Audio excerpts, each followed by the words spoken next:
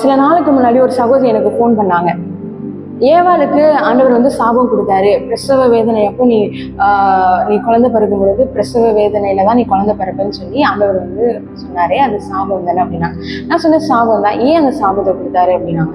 நான் சொன்னேன் ஏவாள் வந்து ஏதேன் தோட்டத்துல தவறு செய்யறாங்க, பிசாசினால வஞ்சிக்கப்பட்டு அவங்களுடைய வலையில அவங்க விழுகுறாங்க, பாவம் செய்யறாங்க.